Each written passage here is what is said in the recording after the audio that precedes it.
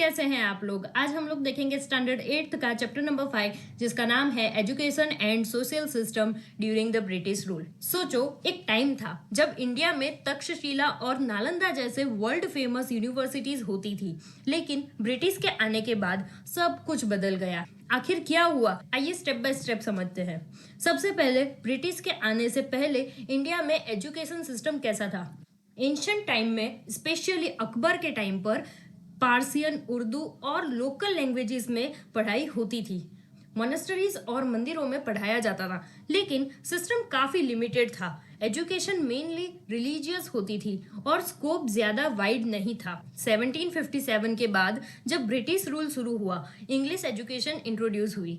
लेकिन दोस्तों, प्रॉब्लम ये थी कि ब्रिटिश का मेन फोकस था अपने फायदे के लिए लोगों को ट्रेन करना, ना कि सोसाइटी को अपलिफ्ट करना। ब्रिटिश के टाइम पे स्कूल्स को बोला जाता था विलेज स्कूल्स या पंडियाज स्कूल। ये जनरली किसी पेड़ के नीचे या छोटी जगह पे होती थी। लेकिन एक शॉकिंग फैक्ट ये है, नो फॉर्मल सिस्टम एग्जिस्टेड। ना फिक्स्ड करिकुलम, ना टेक्स्ट बुक्स, ना ट्रेन्ड टीचर्स। टीचर को सैलरी भी फिक्स्ड नहीं होती थी। स्टूडेंट्स के पेरेंट्स अपनी फाइनेंशियल कैपेसिटी के हिसाब से पैसे देते थे। और एक और प्रॉब्लम, कोई स्टैंडर्डाइजेशन नहीं थी। हर जगह अपना अपना सिस्टम चल रहा था। लेकिन फिर 1789 में एक नया चैप्टर स्टार्ट हुआ। विलियम कैरी ने श्रीरामपुर, कोलकाता के पास पहला वेस्टर्न स्टाइल इंस्टीट्यूशन शुरू किया। यहाँ संस्कृत, बंगाली, मराठी, हिंदी और ग्रामर पढ़ाई जाती थी। इवन एक गर्ल्स स्कूल भी ओपन हुआ था मिशनरी सपोर्ट से। मिशनरीज के थ्रू बंगाल में मॉडर्न एजुकेशन सिस्टम की शुरुआत हुई। अब बात करते हैं 1813 चार्टर एक्ट की। इस एक्ट के बाद ब्रिटिश गवर्नमेंट ने ऑफिशियली डिसाइड किया कि एजुकेशन पर पैसा खर्च किया जाएगा, ₹1 लाख पर एनम। लेकिन दोस्तों, एक ट्विस्ट था। अरेबिक, पार्सियन और हिंदी जैसे सब्जेक्ट्स चल तो रहे थे, लेकिन ब्रिटिश ग्रेजुअली इंग्लिश को पुश कर रहे थे। फिर आया 1835 का मैकॉलेज मिनट ऑन एजुकेशन, जो बोलता था कि इंडिया में इंग्लिश एजुकेशन ही प्रमोट करना चाहिए। और इसी के बाद से एक बड़े स्केल पर इंग्लिश स्कूल्स खुलने लगे। ब्रिटिश का मेन मोटिव था क्लर्क्स और लोअर एडमिनिस्ट्रेटिव वर्कर्स को ट्रेन करना, ताकि वो ब्रिटिश राज के लिए काम करे। वो एक एलाइट क्लास बनाना चाहते थे जो इंग्लिश बोले, इंग्लिश सोच विचार करे, बट अपनी रूट्स से कट हो जाए। रिजल्ट्स क्या हुए कि फॉर्मल एजुकेशन सिस्टम आया, लेकिन इनइक्वालिटी भी बढ़ गई। सिर्फ लिमिटेड लोगों तक एजुकेशन पहुंचा। तो दोस्तों, ब्रिटिश ने एक तरफ इंडिया में मॉडर्न एजुकेशन सिस्टम इंट्रोड्यूस किया जो आज भी हम फॉलो करते हैं, लेकिन दूसरी तरफ उनका मोटिव था अपनी रूल को स्ट्रॉन्ग करना। अब सोचने वाली बात यह है, अगर ब्रिटिश रूल नहीं आता तो शायद इंडिया का एजुकेशन सिस्टम इंडिजिनस और पावरफुल होता। दोस्तों, सोचो, एक ऐसा टाइम जब इंडिया का लिटरेसी रेट सिर्फ 16% था और 1941 तक देश के ज्यादातर लोग अनपढ़ थे। अब हम बात करेंगे ब्रिटिश रूल के टाइम पर एजुकेशन रिफॉर्म्स के बारे में। विलियम बेंटिक, हंटर कमीशन और सैंडलर कमीशन, ये नाम हम अक्सर पढ़ते हैं, लेकिन इनका असली इम्पैक्ट क्या था, चलिए समझते हैं स्टोरी के फॉर्म में। इंग्लिश एजुकेशन का क्रेडिट ज्यादातर विलियम बेंटिक को दिया जाता है। 1835 के बाद English education Bengal, Mumbai, Madras, north India और पंजाब तक स्प्रेड हो गई। लेकिन एक प्रॉब्लम थी, विलेजेस और टाउन्स में अभी भी ओल्ड ट्रेडिशनल एजुकेशन चलता रहा। सिर्फ जो इंग्लिश सीख लेते थे उनको जॉब्स मिलती थी। मतलब एक एलाइट क्लास क्रिएट हुई जो ब्रिटिश राज के लिए काम करे, बाकी लोग एजुकेशन से दूर ही रहे। 1882 में हंटर कमीशन आया। इसने रिकमेंड किया कि प्राइमरी एंड सेकेंडरी एजुकेशन की responsibility local self governing bodies को देनी चाहिए। उन्होंने बोला, एजुकेशन का स्कोप वाइड करो, रेवेन्यू का 1% एजुकेशन पर खर्च करो, और एक और बड़ी चीज, लाइब्रेरीज और एनजीओज को एनकरेज किया गया। मतलब सेकेंडरी एजुकेशन थोड़ा फॉर्मलाइज हुआ। 1917 का सैंडलर कमीशन बोलता है कि सेकेंडरी एजुकेशन को रीजनल लैंग्वेज और मदर टंग में देना चाहिए। 1919 के बाद मॉन्टेग, चैम्सफोर्ड रिफॉर्म्स ने बोला कि इलेक्टेड रिप्रेजेंटेटिव को पावर मिले एजुकेशन सिस्टम डेवलप्ड करने का, लेकिन दिक्कत ये थी कि ब्रिटिश सीरियस नहीं थे। एग्जाम्पल 1912 में गोपाल कृष्ण गोखले ने कंपलसरी प्राइमरी एजुकेशन का लॉ पर्पस किया, पर ब्रिटिश ने रिजेक्ट कर दिया। रिजल्ट 1936 तक प्राइमरी और सेकेंडरी स्कूल्स की नंबर तो बढ़ी, लेकिन क्वालिटी और मॉडर्नाइजेशन में इंडिया पीछे रह गया। 1941 के सेंसस ने एक शॉकिंग रियलिटी दिखाई। लिटरेसी रेट सिर्फ 16.6%। मतलब ब्रिटिश ने इंडिया को एजुकेशन के फील्ड में इनिशियली इग्नोर किया। और एक और इनइक्वालिटी, नेटिव प्रोविंसेस में लिटरेसी रेट थोड़ा बेटर था, जैसे ट्रेवनकोर 47%, मैसूर 35%। लेकिन ब्रिटिश रूल्ड प्रोविंसेस में सिचुएशन बहुत खराब थी। ये क्लियरली दिखाता है कि ब्रिटिश का मोटिव सिर्फ क्लर्क्स और चीप वर्कर्स बनाना था, ना कि इंडिया को अपलिफ्ट करना। अब आती है बात हायर एजुकेशन की। ब्रिटिश ने कॉलेज एस्टेब्लिश किया। फोर्ट विलियम कॉलेज कोलकाता में 1801 में बना था। हिंदू कॉलेज कोलकाता में 1817 में बना था। प्रेसिडेंसी कॉलेज, संस्कृत कॉलेज और फिर मद्रास और बनारस में भी सब्जेक्ट्स जैसे English, mathematics, history, geography, astronomy पढ़ाए गए। लेकिन मोटिव यही था, एक एजुकेटेड क्लास बनाई जो ब्रिटिश सिस्टम को सपोर्ट करे। लॉर्ड मैकलरी ने जो शुरुआत की थी इंग्लिश प्रमोशन की, उसी को हायर एजुकेशन में कंटिन्यू किया गया। रिजल्ट, एक तरफ इंडिया में मॉडर्न एजुकेशन सिस्टम डेवलप हुआ, लेकिन दूसरी तरफ सोसाइटी का लार्ज सेक्शन एजुकेशन से वंचित रह गया। तो दोस्तों, एक तरफ ब्रिटिश ने लिटरेसी, हायर एजुकेशन और मॉडर्न सब्जेक्ट्स इंट्रोड्यूस किए, लेकिन दूसरी तरफ लिटरेसी को इंटेंशनली कंट्रोल किया ताकि एक डिपेंडेंट क्लास बनाई जा सके। अब हम एक ऐसे टॉपिक पे बात करेंगे जिसमें ब्रिटिश ने एक तरफ तो यूनिवर्सिटीज एस्टेब्लिश की, पर दूसरी तरफ वुमेन्स एजुकेशन और वोकेशनल ट्रेनिंग को इग्नोर किया। और इस बीच कुछ इंडियन रिफॉर्मर्स ने बदलाव लाने की कोशिश की। ये स्टोरी बहुत इंटरेस्टिंग है, चलिए समझते हैं। 1854 में लॉर्ड वुड का डिस्पैच आया, जिसे मग्नकर्ता ऑफ इंडियन एजुकेशन बोला जाता है। इसने रिकमेंड किया हर डिस्ट्रिक्ट में प्राइमरी और सेकेंडरी स्कूल्स बनने चाहिए, टीचर्स ट्रेनिंग हो, वोकेशनल एजुकेशन एक्सपांड किया जाए और वुमेन्स एजुकेशन को प्रमोट किया जाए। साउंड्स प्रोग्रेसिव ना, लेकिन असल में ब्रिटिश का मेन मोटिव था अपने एडमिनिस्ट्रेशन के लिए स्किल्ड लोग बनाना, not to uplift Indians. Wood's dispatch के बाद अलग अलग जगह यूनिवर्सिटी बनी। कोलकाता, बॉम्बे, मद्रास, इस सारी जगहों पे यूनिवर्सिटीज बनी लंदन मॉडल पर। 1882 में पंजाब और इलाहाबाद में यूनिवर्सिटीज एस्टेब्लिश हुई। 20th सेंचुरी में बिग नेम्स आए। बनारस हिंदू यूनिवर्सिटी 1916 में बनी। जामिया मिलाया इस्लामिया 1920 में बनी। शांति निकेतन विश्व भारती 1922 में बनी। लेकिन 1946 तक सिर्फ 16 यूनिवर्सिटीज थी।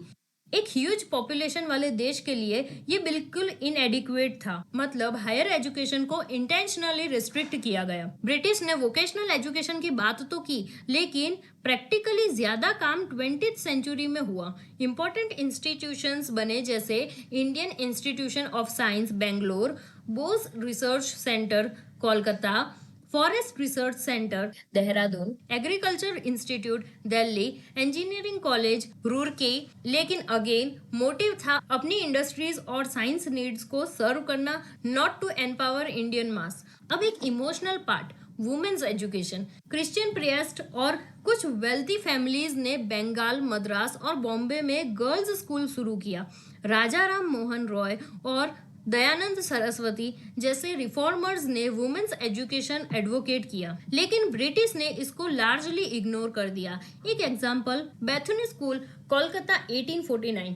ये एक लैंडमार्क था, लेकिन 1873 तक सिर्फ 1640 गर्ल्स स्कूल थे पूरे भारत में, और गर्ल्स स्कूल जाने वाली गर्ल्स का परसेंटेज था सिर्फ 4.89%। सोचो 19th सेंचुरी में एक लड़की के लिए स्कूल जाना कितना रेयर था। इसी पीरियड में इंडियन रिफॉर्मर्स ने लीड लिया। राजा राम मोहन रॉय ने वुमेन्स एजुकेशन को स्ट्रांगली सपोर्ट किया। दयानंद सरस्वती इनिशिएटिव्स लिए। एजुकेटेड मिडिल क्लास ने डिमांड किया कि देश का एजुकेशन सिस्टम इम्प्रूव हो, लेकिन ब्रिटिश पॉलिसी हमेशा स्लो और सिलेक्टिव थी। तो दोस्तों, ब्रिटिश ने एक तरफ यूनिवर्सिटीज और रिसर्च सेंटर्स बनाए, लेकिन दूसरी तरफ वुमेन और मास को इग्नोर किया। अगर रिफॉर्मर्स जैसे राजा राम मोहन रॉय और बेथुनी ना होते तो शायद वुमेन्स एजुकेशन और ज्यादा पीछे रह जाता। दोस्तों, अब हम बात करने वाले हैं इंडियन के एजुकेशन के असली हीरोज की। आपने सुना होगा ब्रिटिशर्स ने स्कूल्स बनाए, यूनिवर्सिटीज एस्टेब्लिश की, लेकिन क्या आप जानते हो कि असली रिवॉल्यूशन तो इंडियंस ने खुद स्टार्ट किया था। सबसे पहले आते हैं राजा राम मोहन रॉय। इन्होंने रियलाइज किया कि बिना एजुकेशन के देश का डेवलपमेंट पॉसिबल नहीं है और इसी वजह से उन्होंने ब्रह्मो समाज बनाया और इंग्लिश एजुकेशन को सपोर्ट किया। ये एक गेम चेंजिंग मोमेंट था।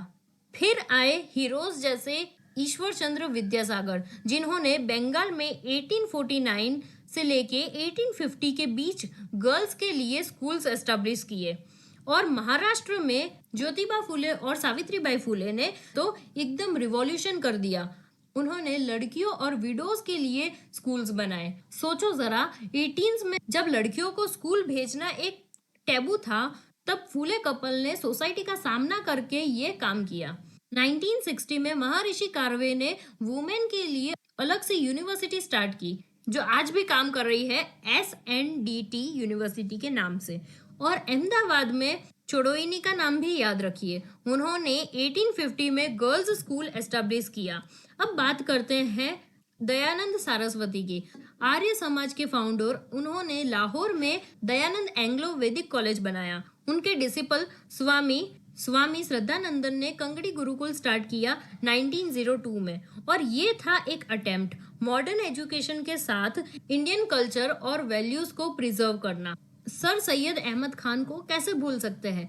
गाजीपुर में इंग्लिश स्कूल और अलीगढ़ में एंग्लो मोमेदान कॉलेज एस्टेब्लिश किया 1875 में। आज हम इसे अलीगढ़ मुस्लिम यूनिवर्सिटी के नाम से जानते हैं। सिर्फ रिफॉर्मर्स ही नहीं, कुछ रूलर्स भी एजुकेशन में विजनरी थे। महाराजा सयाजी राव गायकवाड़ ऑफ बड़ौदा ने 1901 में फ्री और कंपलसरी एजुकेशन शुरू किया। उन्होंने फॉरेन स्कॉलरशिप्स भी स्टार्ट की। और सोचो, उस टाइम पे दलित स्टूडेंट्स को फॉरेन यूनिवर्सिटी भेजना एक रिवॉल्यूशनरी स्टेप था। अब चलते हैं गांधी जी की तरफ। गांधी जी कहते थे, literacy is not education. Education का मतलब है skills plus moral values plus self reliance. इसी से उनका नई तालीम कॉन्सेप्ट आया। 1936 में गांधी जी ने जाकिर हुसैन के लीडरशिप में एक कमेटी बनाई और स्टार्ट किया वर्ध शिक्षण योजना। इसमें फोकस था basic education plus skill based training. मतलब स्कूल्स में बच्चे खेती, हैंडक्राफ्ट और स्किल्स के साथ एकेडमिक्स भी सीखे। तो दोस्तों, आपने देखा एजुकेशन सिस्टम सिर्फ ब्रिटिश का लीगेसी नहीं था। राजा राम मोहन रॉय से लेके सावित्रीबाई फुले, दयानंद सरस्वती से लेके गांधी जी तक इंडियंस ने अपने विजन से सिस्टम को ट्रांसफॉर्म किया। और ये ही रीजन है कि आज हमारी एजुकेशन सिस्टम में डाइवर्सिटी और स्ट्रेंथ है। दोस्तों, सोचो, अगर आज हमारे स्कूल्स में बच्चों को सिर्फ पढ़ाई लिखाई ही नहीं बल्कि कारपेंट्री, वीविंग और पेंटिंग सिखाई जाती, तो शायद हम सब ज्यादा सेल्फ सफिशिएंट होते। इंटरेस्टिंग लग रहा है ना। यह आइडिया किसी और का नहीं बल्कि महात्मा गांधी और रविंद्रनाथ टैगोर का था। अब हम समझने वाले हैं उन दोनों के एजुकेशन के विचार और उनका इम्पैक्ट। गांधी जी का मानना था कि जो प्रिवेलिंग एजुकेशन सिस्टम था वो स्टूडेंट्स को लाइफ के लिए प्रिपेयर ही नहीं करता था। उन्होंने कहा कि बेसिक एजुकेशन सेल्फ सफिशिएंट और वोकेशनल होनी चाहिए। मतलब स्कूल्स के बच्चों को सिर्फ बुक्स नहीं बल्कि हैंडीक्राफ्ट्स, कारपेंट्री, ब्लैकस्मिथिंग और वीविंग जैसे स्किल्स भी सीख। और सबसे इम्पोर्टेंट, उन्होंने कहा कि एजुकेशन मदर टंग में होनी चाहिए। उनके हिसाब से अगर बच्चों को अपनी लैंग्वेज में पढ़ाया जाए तो वो ज्यादा अच्छी तरह सीखेंगे। उनका एक फेमस कोट है, education is the discovery of the best of the body, mind and soul of a child and a human being. अब सोचो, अगर आज भी हमारे स्कूल्स में ये इम्प्लीमेंट होता तो कितने लोग अपने स्किल्स के बेसिस पर खुद को एम्प्लॉयबल बना पाते। रविंद्रनाथ टैगोर, जिनको हम गुरुदेव कहते हैं, एक अलग ही विजन लेकर आए थे। उन्होंने कहा कि बच्चों को नॉलेज सिर्फ क्लासरूम में बंद करके नहीं मिलती बल्कि नेचर के बीच में भी मिलती है। इसीलिए उन्होंने शांति निकेतन एस्टेब्लिश किया बंगाल में, जहां स्टूडेंट्स खुली हवा में प्रकृति के बीच पढ़ते थे। टैगोर स्ट्रांगली बिलीव्ड कि बच्चों का इमेजिनेशन और क्यूरियोसिटी डेवलप करना सबसे इम्पोर्टेंट है। उन्होंने कहा कि स्टूडेंट को पेंटिंग, म्यूजिक, एक्टिंग जैसे क्रिएटिव फील्ड्स में भी एनकरेज करना चाहिए। उनके हिसाब से एजुकेशन का एक और पर्पस था मोरल वैल्यूज और स्पिरिचुअलिटी का डेवलपमेंट। और आपको पता है रविंद्रनाथ टैगोर को 1913 में नोबेल प्राइज मिला था for his poetry collection Gitanjali. मतलब सिर्फ एजुकेशनिस्ट ही नहीं बल्कि एक ग्लोबल लिटरेसी आइकॉन भी थे। ब्रिटिश इंडिया के समय सोसाइटी में कई एविल प्रैक्टिसेस प्रिवेल करती थी, जैसे चाइल्ड मैरिज, अनटचेबिलिटी, सती सिस्टम और कास्ट डिस्क्रिमिनेशन। एजुकेशन के थ्रू ही गांधी जी और टैगोर जैसे लोगों ने अवेयरनेस फैलाई और लोगों को एम्पावर किया कि वो इन एविल्स के अगेंस्ट स्टैंड ले सके। इसीलिए कहा जाता है कि एजुकेशन सिर्फ नॉलेज का सोर्स नहीं बल्कि एक वेपन है तो ब्रिंग सोशल चेंज। तो दोस्तों अभी हमने देखा कि गांधी जी और टैगोर दोनों ने एजुकेशन को एक नई सोच दी। गांधी जी ने वोकेशनल और प्रैक्टिकल एजुकेशन की बात की, जबकि टैगोर ने इमेजिनेशन और क्रिएटिविटी पे फोकस किया। दोनों के आइडियाज आज भी उतने ही रिलेवेंट है जितने उनके टाइम में थे। दोस्तों सोचो अगर आज भी इंडिया में सती प्रथा, चाइल्ड मैरिज और अनटचेबिलिटी जैसे एविल प्रैक्टिसेस होती तो हमारी सोसाइटी कैसी होती। लेकिन 19th सेंचुरी में ये सब रियल था। लेकिन गुड न्यूज ये है कि कुछ रिफॉर्मर्स ने अपनी जान लगा दी और उन्हीं की वजह से आज हम एक अलग इंडिया देख पाते हैं। अब हम बात करेंगे राजा राम मोहन रॉय, ईश्वर चंद्र विद्यासागर, गांधी जी, अंबेडकर और बहुत सारे सोशल रिफॉर्मर्स की सोशल रिफॉर्म्स की कहानी। सबसे पहले बात करते हैं राजा राम मोहन रॉय की, जिन्होंने 1828 में ब्रह्म समाज की फाउंडेशन रखी। ये सिर्फ एक इंस्टीट्यूशन नहीं था बल्कि एक आंदोलन था अगेंस्ट सुपरस्टिशन और एविल कस्टम्स। उन्होंने सती प्रथा के खिलाफ एक जबरदस्त कैंपिंग चलाया। 1821 में उन्होंने एक मैगजीन पब्लिश किया, संवाद कौमुदी, जिसमें उन्होंने ओपनली सती को कंडेम्ड किया। रिजल्ट 1829 में गवर्नर विलियम बेंटिक ने लॉ बनाया और सती प्रथा बैन हो गया। सोचो एक आदमी ने पूरी समाज के अगेंस्ट स्टैंड लिया और एक सेंचुरीज ओल्ड प्रैक्टिस को खत्म कर दिया।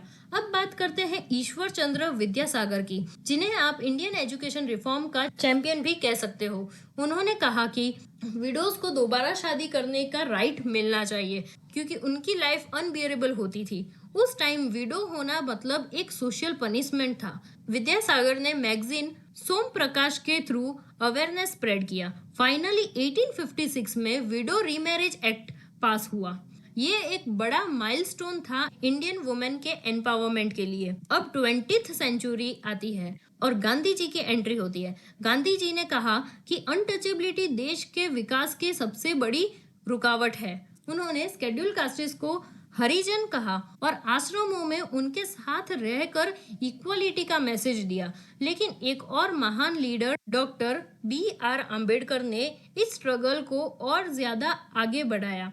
अंबेडकर जी ने अपनी पूरी लाइफ डेडिकेट की शेड्यूल्ड कास्टेस के पॉलिटिकल और एजुकेशनल राइट्स के लिए। उनके एफर्ट्स ने अनटचेबिलिटी के खिलाफ एक रिवॉल्यूशन क्रिएट कर दिया। सोचो अगर गांधी और अंबेडकर जैसे लोग ना होते तो शायद कास्ट बेस्ड डिस्क्रिमिनेशन आज भी इतना स्ट्रांग होता।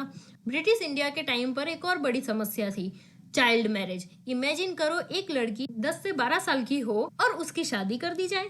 ना उसका फिजिकल डेवलपमेंट कंप्लीट हुआ है, ना मेंटल मैच्योरिटी है, फिर भी उसकी लाइफ खत्म हो जाती है। इसके अगेंस्ट केशव चंद्र सेन ने कैंपिंग चलाया और फाइनली 1872 में चाइल्ड मैरिज रिस्ट्रेंट एक्ट पास हुआ। ये लॉ कहता था कि 12 साल से कम के बच्चों की शादी इलीगल है। आज के टाइम में ये सुनकर अजीब लगता है, लेकिन उस वक्त ये एक रिवॉल्यूशनरी स्टेप था। दोस्तों एक चीज कॉमन थी इन सभी रिफॉर्मर्स में, एजुकेशन। राजा राम मोहन रॉय, विद्यासागर, गांधी, अंबेडकर सबने समझा कि बिना एजुकेशन के सोशल एविल्स खत्म नहीं हो सकते। एजुकेशन एक टॉर्च था जो डार्कनेस के बीच रोशनी ला रहा था और इसी वजह से आज हमारी सोसाइटी एक मॉडर्न डेमोक्रेटिक इंडिया बन पाई। तो दोस्तों अभी हमने देखा कि 19th और 20th सेंचुरी के रिफॉर्मर्स ने किस तरह से सोसाइटी को बदला। अगर आज आपको लगता है कि सोशल रिफॉर्म्स इजी है तो याद रखिए उस वक्त इनके लिए अपना सब कुछ रिस्क पर लगाना पड़ता था। दोस्तों सोचो अगर आज भी लड़कियों की शादी 10 से 12 साल की एज में हो जाती और उन्हें स्कूल जाने का चांस ही नहीं मिलता तो इंडिया का फ्यूचर कैसा होता। ये सच्चाई थी 19th सेंचुरी के इंडिया की, लेकिन कुछ महान रिफॉर्मर्स ने अपना सब कुछ दांव पर लगाकर इन बुरी परंपराओं को तोड़ दिया। अब हम समझने वाले हैं चाइल्ड मैरिज, गर्ल्स एजुकेशन और विडो रीमैरिज की रिफॉर्म की कहानी। ब्रिटिश इंडिया के टाइम पर चाइल्ड मैरिज एक बड़ी समस्या थी। इमेजिन करो एक छोटी लड़की सिर्फ 10 से 12 साल की और उसकी शादी कर दी जाए। ना पढ़ाई ना बचपन, सिर्फ एक बोझ। केशव चंद्र सेन और इंडियन रिफॉर्मर्स एसोसिएशन ने 1870s में इसके खिलाफ कैंपिंग शुरू किया। 1891 में एज ऑफ कंसेंट एक्ट के थ्रू लड़कियों की मैरिज एज 12 इयर्स से ऊपर की गई और इंडिपेंडेंस के बाद ये एज बढ़कर 18 तक पहुंच गई। यानी धीरे धीरे लॉ के जरिए इस बुरी प्रथा से बचाया गया। एक और बड़ी प्रॉब्लम थी लड़कियों का एजुकेशन। उस टाइम लोग मानते थे पढ़ाई सिर्फ लड़कों के लिए है, लेकिन अगर सोसाइटी का आधा हिस्सा पढ़ाई से वंचित रहे तो क्या सोसाइटी प्रोग्रेस कर पाती। गवर्नर डेलहाउसी के 1854 के डिस्पैच ने गर्ल्स स्कूल एस्टेब्लिश करने का ऑर्डर दिया। इसके बाद नए स्कूल्स बने और वुमेन्स एजुकेशन को प्रमोट किया गया। सोचो अगर उस टाइम गर्ल्स एजुकेशन पे ध्यान नहीं दिया जाता तो आज इंडिया का प्रोग्रेस आधी स्पीड पे होता। मेडाइवल इंडिया में विडोज की जिंदगी सबसे मुश्किल थी। एक बार हस्बैंड की डेथ के बाद उन्हें दोबारा शादी की परमिशन नहीं थी, मतलब एक यंग विडो की लाइफ ऑलमोस्ट खत्म हो जाती थी। राजा राम मोहन रॉय और ईश्वर चंद्र विद्यासागर जैसे रिफॉर्मर्स ने इसका विरोध किया। 1856 में विडो रीमैरिज एक्ट पास हुआ। महादेव गोविंद रानडे, ज्योतिराव फूले, सावित्रीबाई फूले, गोपाल कृष्ण गोखले और महर्षि कार्वे ने इस मूवमेंट को और ज्यादा स्ट्रॉन्ग बनाया। महाराष्ट्र से लेकर गुजरात तक रिफॉर्मर्स जैसे नर्मद करसनदास, मूलजी, दुर्गाराम मेहता ने पैम्पलेट्स लिखे, अवेयरनेस स्प्रेड की और लोगों को कन्विंस किया कि विडो को सेकंड चांस मिलना चाहिए। आज के टाइम में ये नॉर्मल लगता है, लेकिन उस समय ये एक सोशल रिवॉल्यूशन था। दोस्तों एक बात कॉमन थी, चाहे चाइल्ड मैरिज हो, गर्ल्स एजुकेशन हो या विडो रीमैरिज, सब जगह एजुकेशन और अवेयरनेस ही वेपन बना।